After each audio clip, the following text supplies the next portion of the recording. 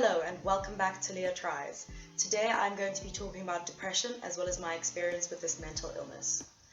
Depression, otherwise known as clinical depression or major depressive disorder, can be seen as being sad or having problems with one's mood and is as real as diabetes or hypertension.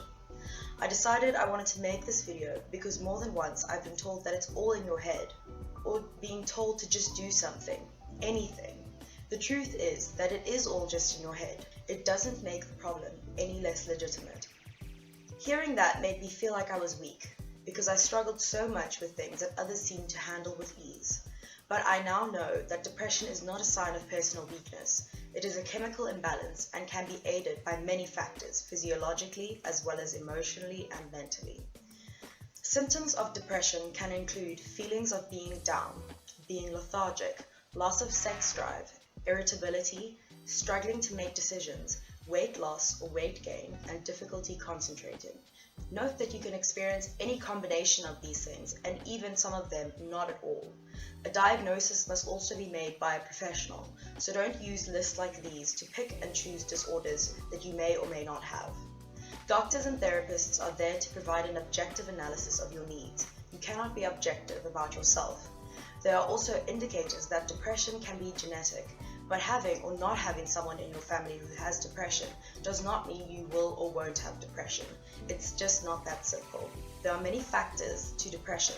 Some people develop depression over time. They feel sad all the time, and their bodies stop producing enough hormones and chemicals that it needs to make you feel good. Others are naturally predisposed to this because their bodies are naturally prone to not produce enough of these substances.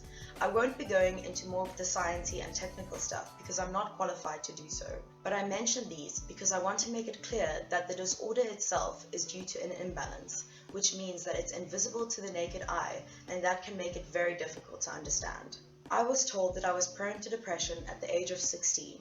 I'd been seeing a therapist from the age of 14 years old, and my psychologist had gotten to know me very well by this stage.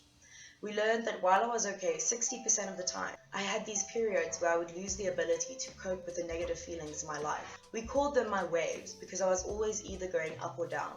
This up and down pattern would affect my moods and my mentality, and it made me feel really confused. I couldn't even tell what I liked because everything that happened in my life depended on how I felt in each moment. The smallest negative things would weigh on my shoulders and it would make me scared to even leave the house. I never knew what would set me off, but when it did, it was a slow and painful shutdown as my feelings took over everything. So at the age of 16, I became aware of this depression that was affecting me. I didn't really know what to do with this information, so for a while I just didn't do anything. My waves continued to ripple through my life and I felt as confused as ever. When I was 17, I decided to start exercising. I had never been interested in physical activity before, but I was planning to have a breast reduction surgery, and my doctor told me that I had to lose some fat and to become fitter to have this surgery. I will make a separate video about my surgery at some point, but that's what made me decide to go to gym. Initially, it was awful, but within the first 2 weeks, I discovered something amazing. As I began to get active during one of my more positive and upward curving waves, I began to experience something I could barely wrap my head around: consistency.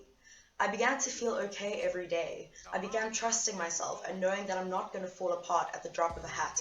I didn't even know how to describe how I felt at the time because it had been so long since I'd felt happy, and I began to believe that I had a future that wasn't clouded by these waves.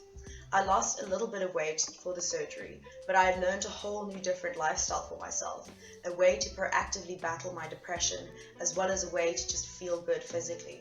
For a long time, living healthily alone kept my mental illness at bay, but a few years later, just after I finished high school, I found myself experiencing my waves again. It was really strange for me. I hadn't felt this way in such a long time, and initially I didn't even realize it was happening. My psychologist pointed it out to me, and I was absolutely distraught. I had moved forward and done so much self-development, and suddenly I had fallen back in time to my old self. It made me unsure and afraid all over again. I tried to exercise more. I had exercised less when these waves had started, and I figured that this was probably where the problem was. But this time, I wasn't in such a good space when trying to achieve this, and I had to start from a depressed state. This just didn't work for me. It's tough to explain why you can't get out of bed. Even now, when I see friends dealing with mental illness, I still struggle to understand. I was paralyzed inside, and my body worked fine, but I just didn't have the will. It got to a point where I begged my psychologist for help. She suggested that we looked into medication, and this really shocked me. My parents had brought me up to think of medication as a last resort, and it was scary to have to take chemicals in order to fix your life. It just didn't seem like a viable option. It wasn't the first time someone had told me about medical options for depression, but I had always been opposed to this. I was 20 years old by this point, and I had battled with depression for 6 years. I decided to take a leap of faith and to try an antidepressant. I had heard awful things about them, how they turn you into a zombie or make you feel even worse than you did before. I worked with my psychologist and my doctor, and together we selected a medication we thought would help me.